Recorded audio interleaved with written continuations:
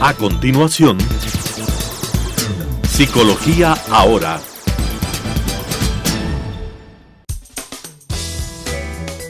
Clasificación A.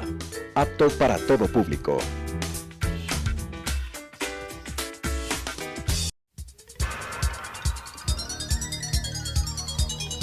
Las opiniones vertidas en este espacio por la producción y dirección del programa son de exclusiva responsabilidad de sus autores y de quienes intervienen en ellos.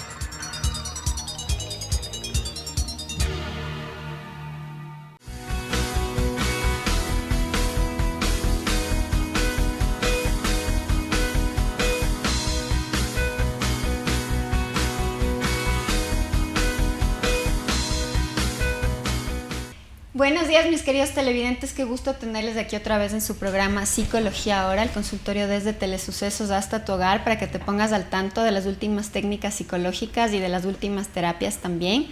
Les recuerdo que el programa pasa los días martes a las 10:30 y el reprise es el sábado a las 11:30 de la mañana, y también nos pueden ver en YouTube poniendo Telesucesos Psicología Ahora, y ahí van a encontrar muchos de los programas que hemos tenido a lo largo de los años.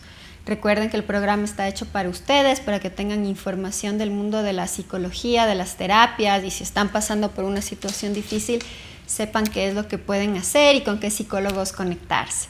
También les invito a que me escriban a mi celular si es que tienen alguna sugerencia de algún tema que quisieran saber más o les parece interesante. Me pueden escribir a mi número celular, que es el 0992-766-914. Yo soy la psicóloga Adriana Fornacini. Bueno, hoy día vamos a hablar de un tema muy interesante, muy coyuntural, que es el manejo de la crisis en esta época a través de la resiliencia, específicamente cómo ser resilientes en esta época de pandemia. Estamos aquí con la psicóloga clínica Paula Carrera, ella ya ha estado varias veces aquí, y qué gusto tenerte aquí, Paula. Gracias, Adri, por la invitación, siempre es un gusto venir acá, de verdad, muchas gracias. Y bueno, en esta época que todos estamos pasando por situaciones alternativas de las que estábamos acostumbrados, desde varias aristas, ¿no? Creo que la gente está necesitando justamente que hablemos de estos temas, de cómo salir de situaciones difíciles cuando nos hemos visto golpeados o ha habido problemas económicos, de aislamiento, enfermedades. Entonces de eso vamos a hablar hoy día. Empecemos hablando un poquito qué es la resiliencia. Bueno, Adri, como estuviste diciendo, es muy importante que sepamos que la resiliencia es una habilidad. Entonces, primero quisiera empezar por eso, contándoles que es una habilidad y lo bueno es que podemos aprenderla. Entonces, es esta como actitud en la que uno toma las cosas de una manera positiva y con aprendizaje, cuando uno empieza a manejar la crisis desde una mirada más del ¿cómo puedo solucionar esto? Y no te sumerges en el estado o de víctima o en el estado del dolor, sino más bien logras ver las alternativas de solución desde un espacio más con calma y más como oportunidad de crecimiento. Entonces, eso creo que en palabras más simples es la resiliencia. Y como les comenté, lo podemos aprender y modelar. Entonces, hoy día vamos a hablar de algunas herramientas que podemos hacerlo. Como dijiste tú, Adri, en la pandemia se han manifestado muchas crisis, muchas como situaciones a las cuales no hemos estado habituados. Entonces, aquí van saliendo temas y también se van profundizando más. Entonces, sí me parece muy importante y gracias de nuevo porque de verdad estos espacios hacen la diferencia para que las personas puedan salir de la crisis. Sí, justo ahora de alguna forma u otra ya nos veíamos superando la pandemia, y aquí, bueno, en Quito y en Ecuador vuelve a haber este tema del confinamiento, los fines de semana, por ejemplo. Yo he visto en algunos pacientes, he conversado con algunas personas que ya hay un estrés postraumático, ¿no? De decir, otras veces nos van a encerrar, y viene una sensación de nervios, de miedo, de ansiedad, ¿no es cierto? ¿Cómo manejar eso? Vamos paso a paso, ¿no? De este mini confinamiento de fines de semana, por ejemplo, frente a personas que les ha generado un poco de ansiedad. Bueno, primero el hecho de que nos vuelvan a encerrar como estamos viendo produce que la gente tome esta actitud más en el impulso, ¿no? Entonces creo que uno de los primeros tips que yo daría para que se maneje mejor esto es el retirarse cuando hay una situación de alarma, cuando escuchamos alguna noticia, cuando vienen estas noticias de, bueno, tenemos nuevamente un encierro de fin de semana, tratar de como salir un poquito del espacio. Si causa mucha ansiedad el mirar noticias, el estar en este ambiente todo el tiempo, sí les recomiendo bajar un poco la frecuencia y la intensidad. Es muy diferente estar informado a estar todo el tiempo en las noticias. Y también la respiración. Creo que esa es de la primera estrategia que yo les diría, el coger y respirar, conectar con el ser, con el espíritu, es lo que va a marcar la diferencia en que nosotros podamos tomar una situación de manera resiliente a impulsiva. Entonces, si algo te produce y tú ya sientes incluso en tu cuerpo que estás con ansiedad, con palpitaciones, con sudoración por alguna información o por algo que está en el externo, creo que el primer paso es retirarse, respirar. Cuando ya estamos calmados y sentimos en el cuerpo, algo que también recomiendo mucho es escribir. Entonces estás en esto y tú al escribir haces que tu mente esté en un plano más cognitivo, entonces no en ese estado de impulso animal, que es lo que produce todos estos estados feos que luego empezamos a tener miedo al miedo. Entonces ahí es cuando empezamos en este ciclo que caemos en estados de crisis. Entonces, sí, siempre retirarse y respirar sería el primer tip. Sí, me parece bien interesante también porque, claro, hay como esta búsqueda de sobreinformarse, más en una época en donde como que van cambiando las medidas del gobierno y del COE, ¿no? A mí me pasó que un día, sin haber visto noticias, salí en un día que no me tocaba y yo súper tranquila, me dice, ¿dónde está su permiso? Y hay que ver un poco más de noticias, pero claro, sí, pero no llegar a la sobreinformación, claro, ¿no?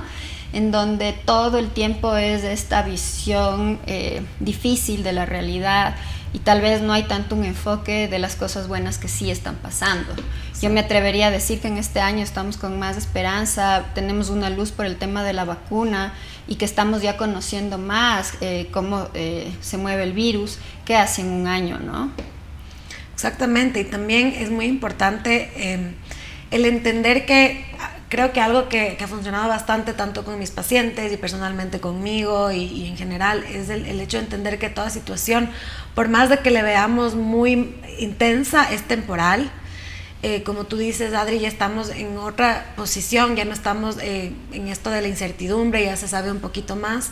Y también el hecho de uno tomarlas, cómo uno absorbe el mundo, va a tener mucha influencia en cómo se sienta tu biología, tu emocionalidad e incluso tu espíritu. Entonces, si nosotros logramos hacer este primer paso de lograr mantenernos como centrados cuando viene este externo muy movido, hay como seguir actuando y seguir entrando en los aspectos resilientes, como por ejemplo, después de que ya lograste mirar esta situación de una manera más objetiva, buscar como más soluciones que sean reales, porque el coger, yo me acuerdo que bueno, me comentaron mis pacientes, yo no salí, pero que en este fin de semana que nos confinaron, todo el mundo de nuevo salió en masas al Supermaxi. El viernes a última hora. Ajá, y pasó lo mismo, entonces incluso esto, ya que sean solo 2 días, la gente lo siente por su biología y por lo que hemos vivido, que va a haber un encierro y no se sabe cuándo, entonces tomar las cosas como por lo que es, son 2 días en este momento y también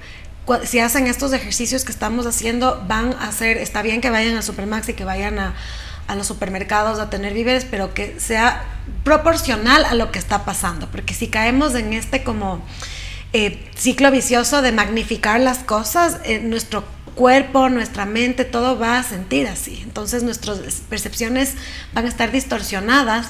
Y por eso también incluso se va a bajar el sistema inmunológico. Entonces todo es un efecto dominó que tenemos que tenerlo a conciencia.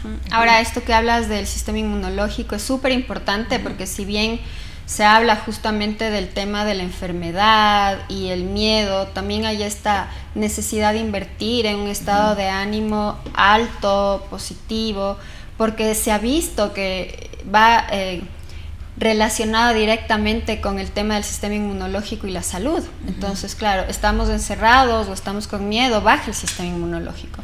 ¿Cómo podríamos hacer para en esta época mantenernos con un buen sistema inmunológico a través de un buen ánimo, ¿no? Bueno, primero el hecho de, como yo les decía, tomar una dieta, no solo es una dieta de los alimentos que nosotros tenemos, sino también la dieta es todo, es lo que vemos, lo que comemos, lo que hacemos, con quién nos relacionamos, con quién, a dónde estamos mandando nuestra energía.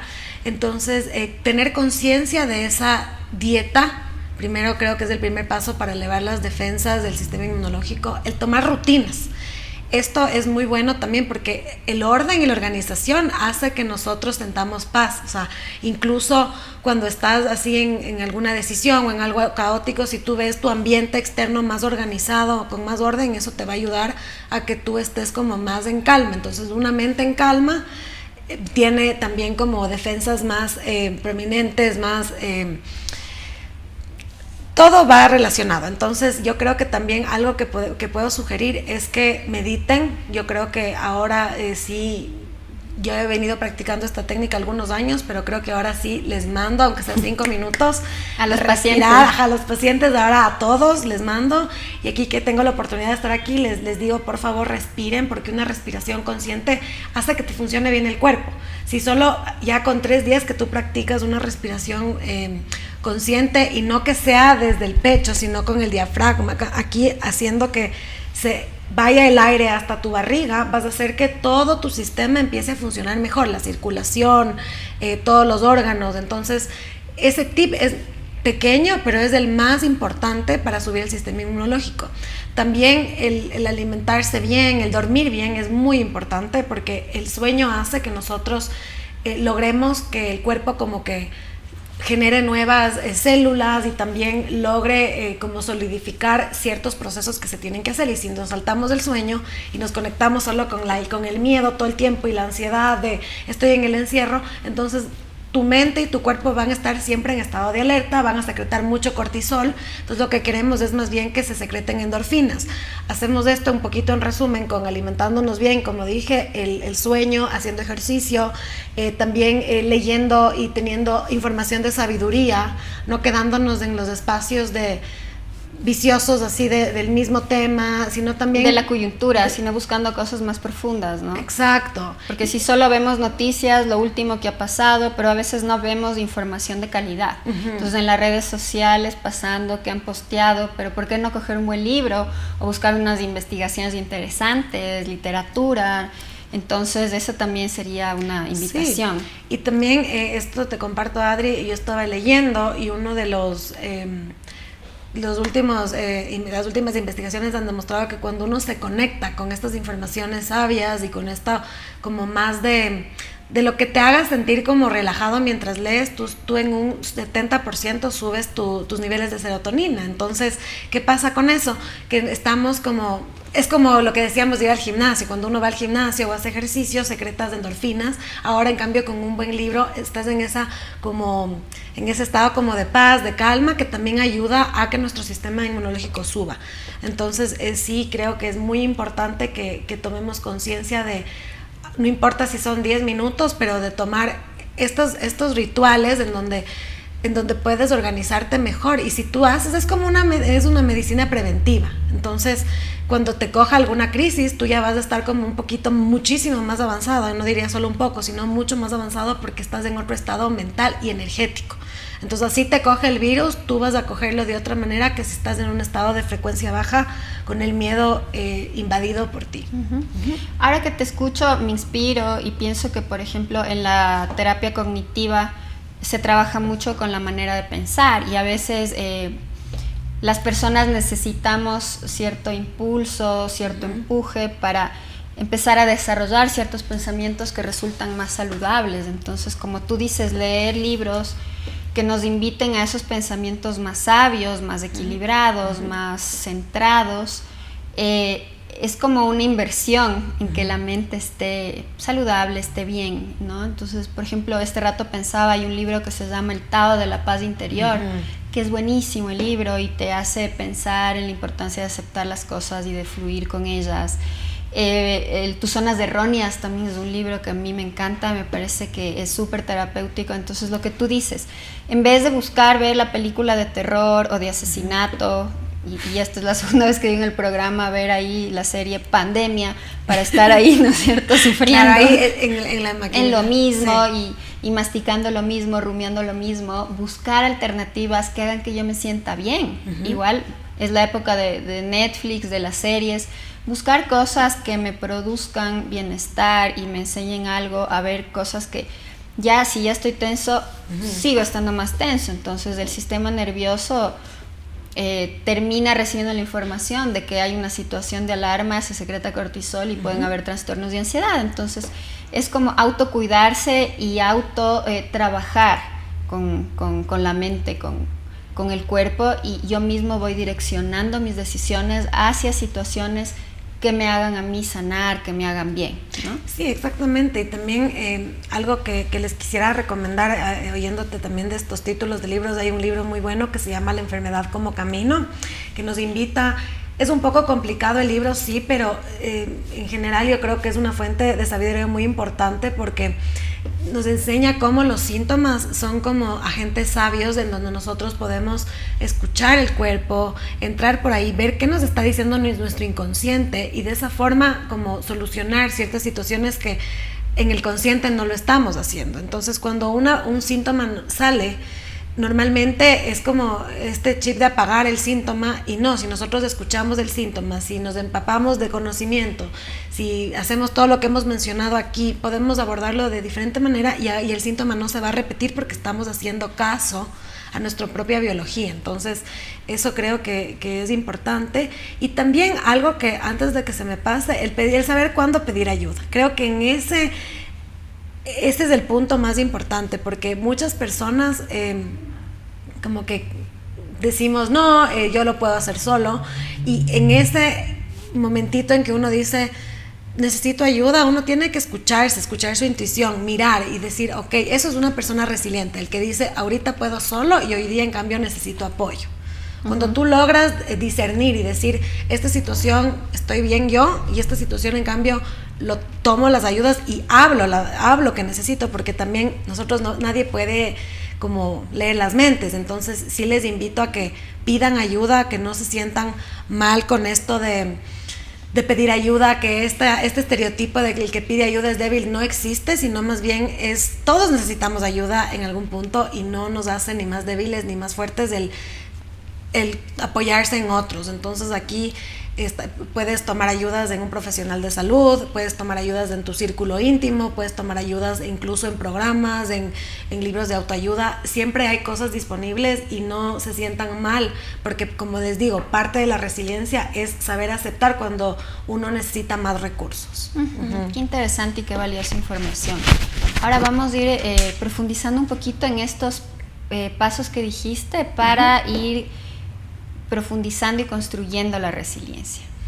Ok, entonces sería así como un resumen. A ver, les mandaría así como mínimo unos 5 minutos de meditación, de respiración consciente.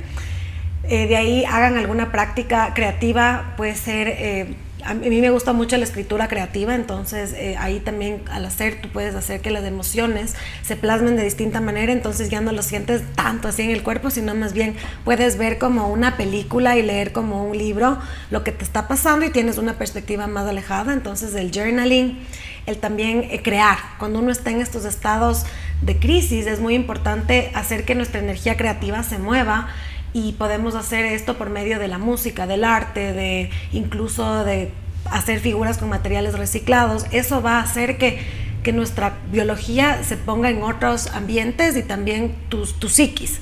Entonces eso te va a volver resiliente. ¿Por qué? Porque en vez de estar en crisis y invadirte por ese miedo, tú estás canalizándola en maneras constructivas. Entonces la creatividad es súper importante. También cuidar nuestra dieta en todos los ámbitos, como les decía, en ámbitos físicos, emocionales, incluso espirituales, como cuidar lo que veo, lo que hago, con quién me relaciono, qué me está drenando mi energía, dónde poner mi atención. Eso también es muy importante para lograr tener resiliencia. Y por último, el saber pedir ayuda y el recurrir, el conocerse tan bien, el autoobservarse y el estar en un autoconocimiento y un autoexamen permanente para saber cuándo puedo y cuándo no.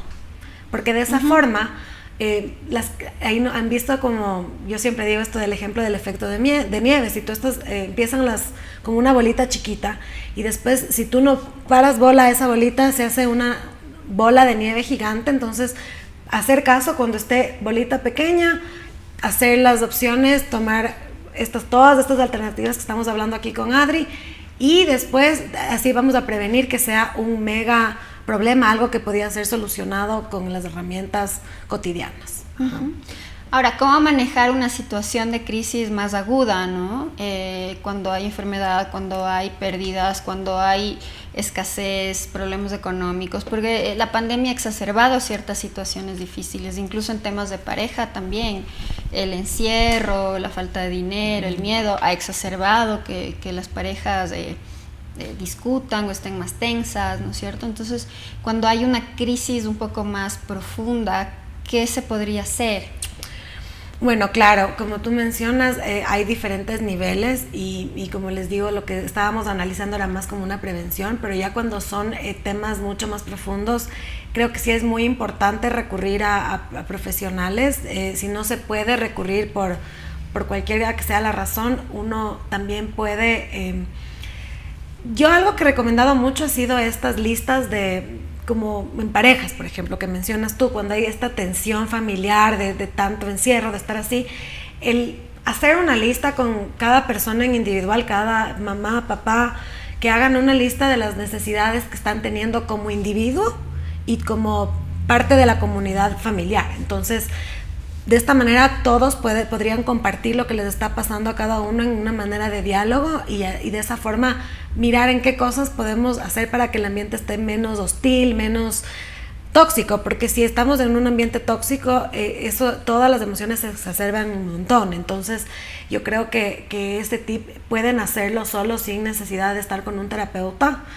Obviamente ya dependerá de la pareja cómo lo quieren abordar, pero respetando los planos de diálogo, de respeto. Cuando no se puede y cuando ya subió de tono esto, hay que recurrir a las otras instancias. Hay incluso números gratuitos en donde nosotros podemos notificar que hay un maltrato. Incluso si ustedes oyen de algún vecino o algo, pueden notificar, y en los canales del ministerio, en todo lo que es hay una fundación que se llama Isha, que es para los derechos de la mujer.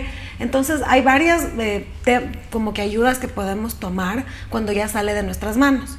Otra cosa que podemos hacer es siempre comunicar a alguien. Cuando uno está con esta emoción embotellada y como con estas sensaciones ya muy críticas, uno tiende a guardarse, y eso sí, creo que lo que más salva es conversar con alguien de tu confianza. No te quedes con esa emoción, con ese sentimiento, sino más bien transmítelo para que también tengas a tu red de apoyo, porque normalmente hemos visto nosotros como psicólogas la tendencia de que se guardan y esto produce todo lo contrario, porque se hace la bola gigante de nieve. Entonces siempre es bueno hablar, dialogar, incluso a los niños también, a los niños promover este diálogo en familia. No sé, yo en bastantes familias que trabajo les estoy haciendo que tengan como un espacio de unos 10 minutos, no mucho porque entiendo que tienen rutinas y todo, donde cada día conversen de los sentimientos para que no haya esta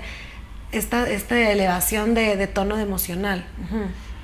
Súper interesante, y claro, son diferentes aristas las que las personas deben manejar. Por ejemplo, esto de los niños, el manejo de los niños, el encierro, que ya se iban al colegio, que otra vez vuelven, la necesidad de los niños chiquitos de jugar con otros niños. Ese es un tema, por ejemplo, ¿no? Cuando los padres tienen que trabajar desde casa y también cuidar a los niños en un mismo ambiente, por ejemplo, es una situación interesante de analizar, ¿no?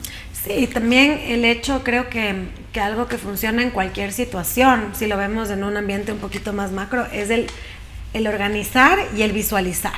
Entonces, si nosotros, como tú acabas de mencionar, Adri, este tema de los horarios, de que estamos en línea y luego el papá por ahí trabajando y todo esto, si como familia uno se pone de acuerdo, o como pareja, o como incluso como ser humano individual, si tú te pones una rutina, si te pones un horario, un schedule que tú sigas y que tú también puedas mirar y veas el cumplimiento de esto, todo va a fluir de mejor manera. ¿Por qué? Porque el hecho de incluso ver el tema tan ordenado hace que uno sienta orden, entonces empiece a organizar y dice, bueno, me falta aquí, y vas aumentando los hábitos saludables.